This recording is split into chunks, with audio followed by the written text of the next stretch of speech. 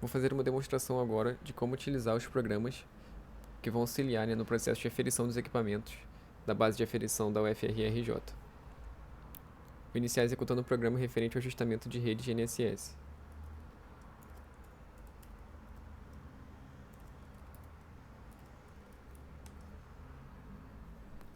Bom, executar o programa, a gente vai se deparar com a seguinte interface. É necessário primeiramente criar um novo projeto. Então vou vir até o menu arquivo, novo projeto, vou até minha área de trabalho e nomeio uma pasta, né, com o nome do meu projeto. Meu projeto aqui nesse programa nada mais é do que um diretório no meu computador. Tá? Então criei um projeto, um diretório chamado projeto 1 e vou selecioná-lo como raiz do meu projeto. Pronto, a partir daí o sistema vai dizer, né, que um novo projeto foi criado. E na pasta, né, onde a gente selecionou, foi criado um arquivo, tá, para configuração do projeto. A gente pode abrir pelo bloco de notas e aqui vão ter informações, né, como a data de criação, qual o nome do programa, né, alguns dados que podem ser guardados durante a utilização do programa. Tá? Bom, aqui para determinar as coordenadas, né, dos marcos da base de aferição, primeiramente temos que inserir, né, as observações das coordenadas referente às campanhas. Tá? Para isso, o arquivo padrão, né, de leitura do nosso programa é da seguinte forma. Ele vai ler um arquivo CSV referente às coordenadas de cada campanha GNSS realizada e também um arquivo dos vetores, né, para cada uma das redes. Então vou abrir aqui o arquivo das coordenadas primeiramente. Ele deve ser elaborado da seguinte forma, né? A primeira linha contém o nome dos cabeçalhos, a primeira coluna são o nome dos pontos, a segunda é o nome do ponto, né, propriamente dito. Aqui o ponto é mais ou menos o identificador e aqui é o nome que pode ser atribuído, pode ser um nome fantasia, né? Aqui a gente tem o Y, a coordenada Y, a coordenada X e a coordenada Z, tá, no sistema UTM. E aqui a gente tem identificação para a campanha, tá? Em qual campanha foi obtida essa coordenada. Pronto, os dados devem ser, né, ordenados. Então P0, P1, P2, P3, P4 e P5. No caso de uma rede de 5 pontos, tá? E as campanhas também devem ser ordenadas. Bom, mostrado aqui o arquivo, eu vou fazer a importação do arquivo aqui dentro do programa. Vou ter minha área de trabalho, onde encontra-se esse arquivo. E vou abrir o meu arquivo de coordenadas. Vou indicar que o separador, né, dos campos CSV é o ponto e vírgula, como a gente já viu. Vou fazer a mesma coisa para o meu arquivo de vetores, tá? O arquivo de vetores ele é separado da seguinte forma. Ele tem também um cabeçalho indicando os campos D até qual foi a campanha, tá? E o desvio padrão para as variáveis. Então, aqui eu tenho o vetor, né, do ponto P0 até o ponto P1 da campanha 1. E aqui eu tenho o desvio padrão para as minhas observações, tá? Mesma coisa, do P0 até o P2 e assim sucessivamente. Então, também vou fazer a importação desse arquivo vetorial. Rede GNSS, underline vetores.csv. O separador é o ponto e vírgula. A partir daí, né, eu já posso carregar os meus dados. Tá? Indiquei os dois caminhos, posso carregar os meus dados. Eles vão ser exibidos aqui para mim dentro do programa. Beleza, pessoal? Então aqui a gente já consegue ver os dados dos vetores, das observações e também das coordenadas. Bom, aqui a gente também consegue ver um gráfico, tá? Que foi desenhado, né, de acordo com as informações aqui dos vetores e das coordenadas. Conseguimos aqui filtrar por campanhas, tá? Basta desativar as outras campanhas. Por exemplo, se eu quiser ver só os vetores da primeira campanha, eu consigo, tá? Da segunda campanha aqui, já conseguimos ver também os pontos e como ficou a rede. Para as outras campanhas da mesma forma. Beleza? Então aqui eu já consigo, né, definir qual será o meu ponto de injunção do ajustamento. Eu vou escolher o ponto P1 e aqui eu tenho que digitar, né, minhas coordenadas absolutas para esse ponto P1. Aqui eu vou pegar de um outro essa informação, né, de um projeto que eu já tenho aqui, só para não ter que lembrar de cabeça.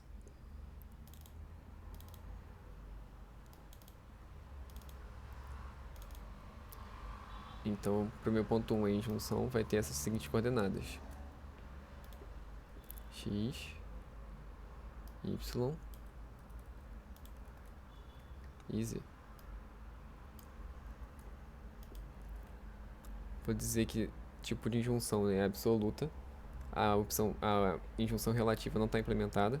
Eu vou dizer aqui qual é a tolerância final para o meu ajustamento. Lembrando sempre que o meu separador decimal, né, é o ponto, tá, pessoal? Bom, feita essa configuração, tá? Aqui a gente pode ver essas abas que estão em branco ainda. Quando eu escolher, né, a opção de ajustar os dados, essas abas vão ser preenchidas com os meus resultados finais. Então aqui eu tenho as coordenadas ajustadas, com suas precisões, né? Já consigo ver aqui as precisões. Tá? Aqui eu tenho um pequeno relatório do processamento, então tem o número de observações, número de parâmetros do ajustamento, resíduo máximo, resíduo mínimo, resíduo médio, erro médio quadrático e também análise do ajustamento, né? Tem aqui o teste quadrado e eu aqui também consigo exibir se eu consigo verificar, né, se os resíduos estão fora ou dentro da tolerância, tá? Aqui a gente consegue ver um gráfico final, né, da rede ajustada das coordenadas finais obtidas. E caso a gente abra a pasta referente ao nosso projeto, tá, a gente vai conseguir ver aqui algum desses arquivos, né? Aqui temos acesso ao relatório final, tá? E temos também acesso a algumas informações geradas durante o ajustamento, tá? Então temos aqui a matriz A, a matriz LB, matriz de variância e covariância, tá? Tem várias etapas do ajustamento, né? Você consegue visualizar por aqui. Aqui também temos acesso, né, às coordenadas iniciais inseridas, aos vetores inseridos e também às coordenadas finais ajustadas. Tá? Basta abrir aqui ou com bloco de notas, né, caso você queira ver apenas um dado textual, ou também em algum programa de gerenciador de planilhas eletrônicas.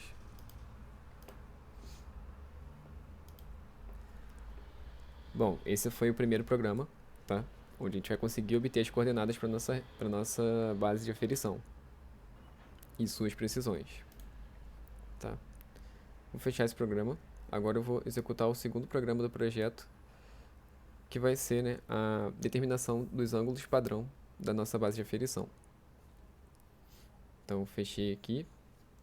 Vou executar o script referente a esse programa.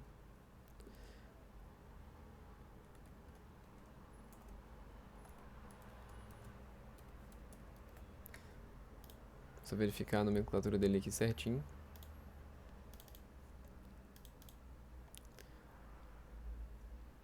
Ângulo padrão.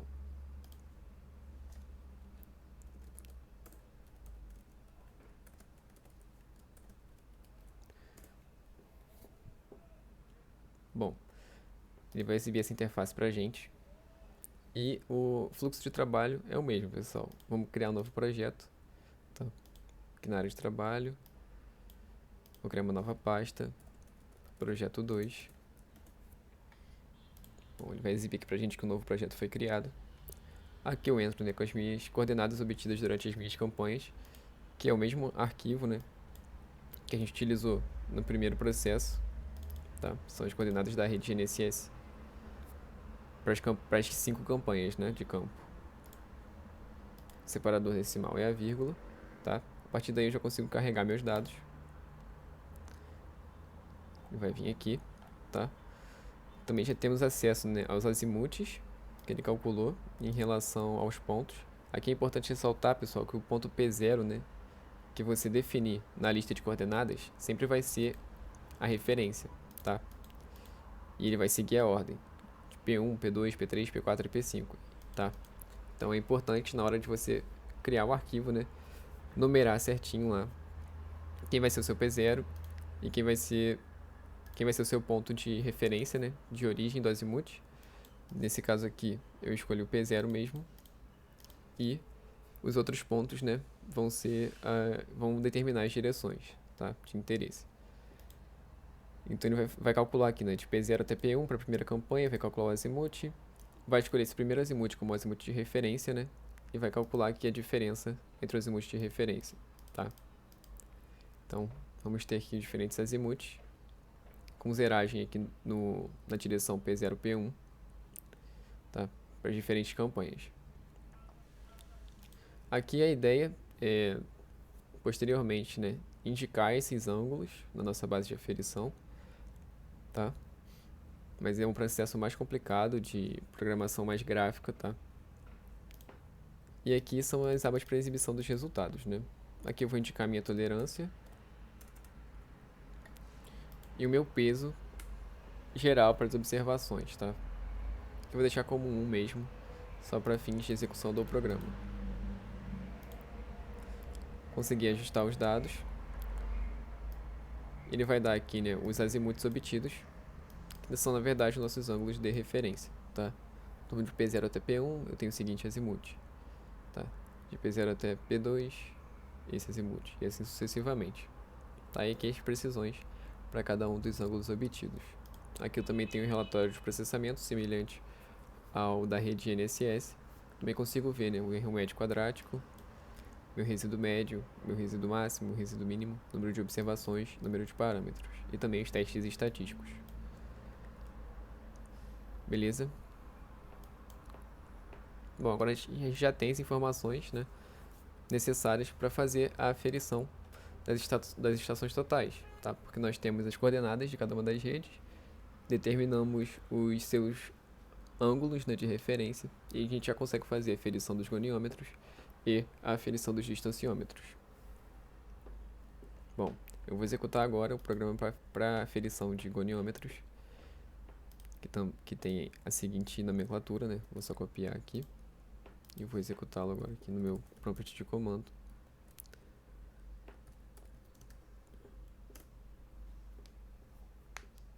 Bom, essa é a cara inicial do programa. De novo, pessoal, ele tem o mesmo fluxo de trabalho. Primeiramente, a gente precisa criar um novo projeto. Então, vou nomear aqui uma pasta como projeto 3. Vou selecioná-la, né, como origem do meu projeto. E vou indicar aqui a entrada dos dados, né? Ou seja, a minha planilha de campo, tá? Referente aos padrões da ISO 17123 para aferição de goniômetros. Vou mostrar para vocês como é a cara desse arquivo, tá? Então aqui eu tenho dados de goniômetro, teste. Primeiramente, esse arquivo começa com um cabeçalho. A primeira coluna é a série de leitura, a segunda coluna é o conjunto, a terceira indica os alvos, tá? A quarta são os ângulos na posição direta do aparelho e a quinta são os ângulos na posição inversa do aparelho, tá? Lembrando aqui que ao todo, né, são realizadas 4 séries, cada série com 3 conjuntos de leitura, tá? Em relação a 5 alvos. É interessante destacar aqui, né, que não se pode, né, zerar o aparelho durante as medições por questões do erro de índice, tá? Então sempre aqui a gente, pro primeiro ângulo, né, pro primeiro alvo, a gente zerou, né, no caso em 10 graus em campo. Bom, aqui o separador utilizado, né, para o arquivo CSV foi o ponto e vírgula, e a nomenclatura dos ângulos, né, ficou com o símbolo de grau, minuto e segundo, tá? Da mesma forma. Bom, agora eu vou fazer a importação desse arquivo. Já criei meu projeto, né? Vou importar esse arquivo. Vou indicar que o separador é o ponto e vírgula e vou carregar o arquivo aqui para dentro do nosso programa. Bom, aqui, né, no levantamento ele já vai exibir para a gente um ângulo em PD e PI, um ângulo médio, né, retirado dessas duas leituras, tanto na posição direta quanto na posição inversa, e o ângulo horizontal no formato decimal, tá? Aqui a gente não vai ter resultados ainda e também não teremos relatórios de processamento até configurarmos outras questões aqui dentro do programa. É interessante destacar, né, que tentamos, né, durante esse processo fazer a conexão da estação total, né, direto aqui com o programa, para fazer o descarregamento dos dados, só que por questões, né, de pouco contato com a universidade durante esse processo de pandemia, né, ter que testar o equipamento aqui diretamente não foi possível, tá? Mas é um desejo de melhorar isso dentro do sistema. Bom, para seguir com o meu processo de aferição, né, primeiro eu preciso editar o meu formulário, tá? Que vão ser solicitados aqui para mim as condições de campo, né, as condições, a propriedade do equipamento para poder gerar o meu relatório final, tá? Então eu vou preencher aqui de maneira rápida com dados simulados, né?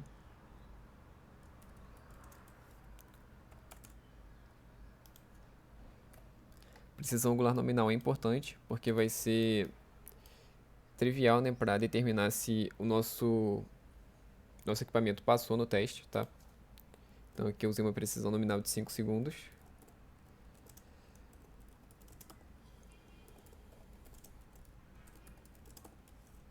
A data do levantamento.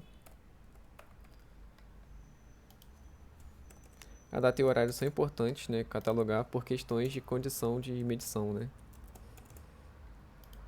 Assim como a temperatura e a pressão. Vou salvar informações. Tá, uma vez salvas as informações, basta fechar a janela do formulário, né? E você já pode executar o processo de aferição. Tá? Aqui ele vai fazer os cálculos pra gente do ajustamento. Primeiro, né, ele vai escolher sempre o primeiro ângulo do conjunto como sendo o ângulo de redução. E vai fazer a redução para esse ângulo, vai fazer o 10 menos 10, que dá 0, 98 menos 10 dá 88, e assim sucessivamente, para cada um dos conjuntos. Tá? Depois ele vai calcular a média para os alvos da determinada série. Tá? Então aqui a média entre os três zeros é 0. Ele vai fazer a diferença, né, de cada leitura em relação à média, para fazer o cálculo de desvio e também para fazer o cálculo de desvio quadrado no final. Tá? Esse desvio quadrado ele vai ser utilizado para determinar, né, o desvio padrão experimental. Bom, a gente não tem o relatório do processamento ainda, eu consigo gerar o meu certificado, né? Que a ideia é que seja exibido dessa forma e que o usuário consiga imprimir no final, né? Aqui a gente já tem o nosso erro padrão, tá? E aqui a gente tem o teste em relação à precisão nominal de 5, o desvio padrão experimental foi de 3.8, tá? E aqui ele já consegue dizer pra gente, né, que o equipamento atende a precisão padronizada pelo fabricante. Beleza? Aqui também é exibido no final um memorial dos cálculos realizados.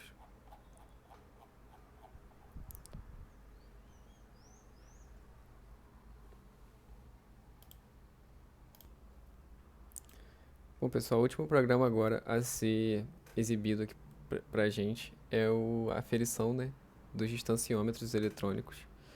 Eu vou executar esse programa agora. Tá? Primeiramente eu vou fechar a execução desse aqui. E eu vou executar um script, né, para aferição de distanciômetros.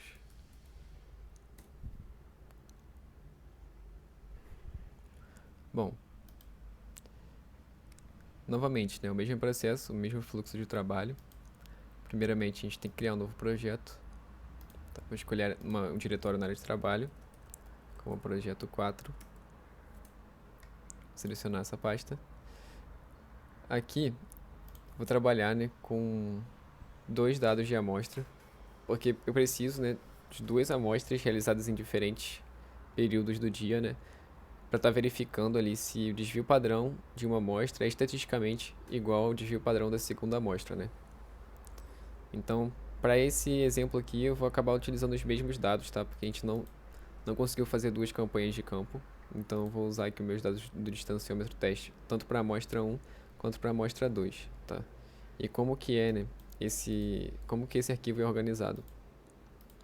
Bom, aqui a gente tem, né, as medições realizadas do marco 1 até o marco 2 e tem essa distância horizontal, tá? De 31,124 metros, tá? Então, tem uma primeira linha, né, indicando o cabeçalho. A primeira coluna é o ponto de referência e a segunda coluna é até onde foi realizada a medição, tá? Então, assinalados aqui com D e até. E a terceira coluna é a distância, tá? Separador pode ser a vírgula, ou ponto e vírgula, ou tabulação. Basta indicar aqui na hora da importação do arquivo, tá? Então aqui, né, na base de aferição foram 6 marcos, tá? Que foram realizadas essas medições do 1 até o 2, do 1 até o 3, do 1 até o 4, do 1 até o 5, do 1 até o 6. Depois moveu-se, né, a estação para o marco 2 e aí foram realizadas, né, medições para os marcos adiante, tá? Então vou realizar agora a importação desse arquivo.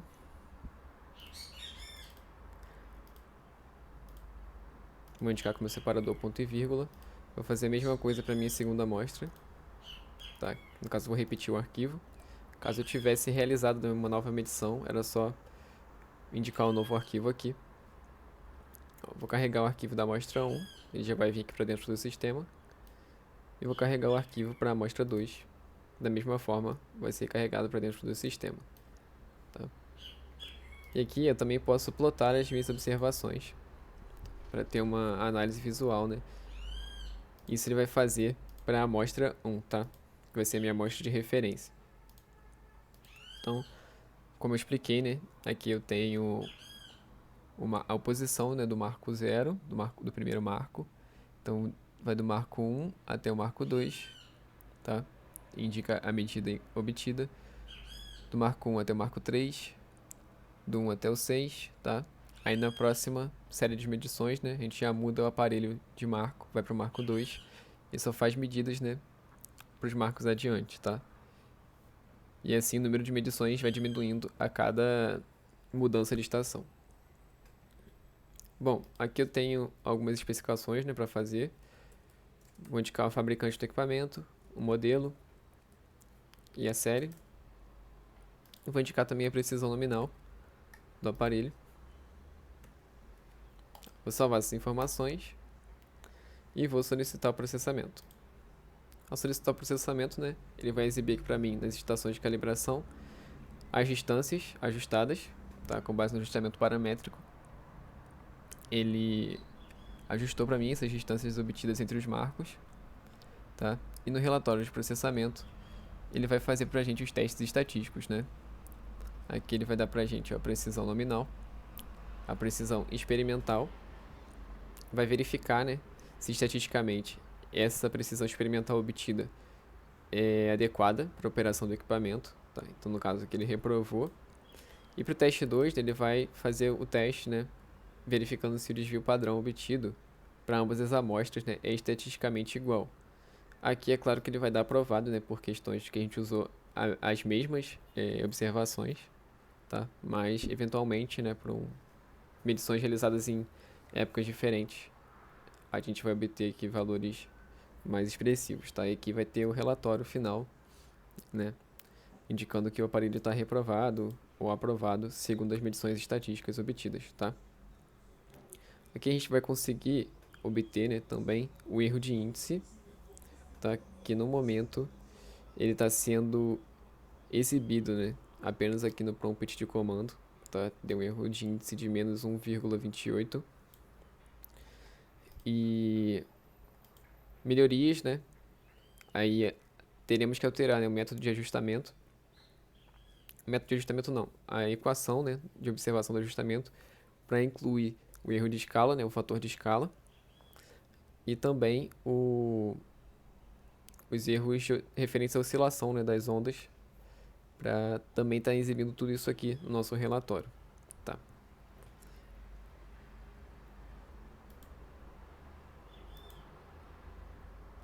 Bom, é importante ressaltar aqui, né, que foram utilizados métodos de ajustamento, tanto na aferição de distanciômetros, na determinação das coordenadas da rede GNSS, né, para o projeto 1, onde a gente consegue ver aqui ó, a matriz A, L, B. Para o projeto 2, né, também existe esse ajustamento, tá, no método paramétrico. E no projeto 4 também utilizamos o ajustamento de observações.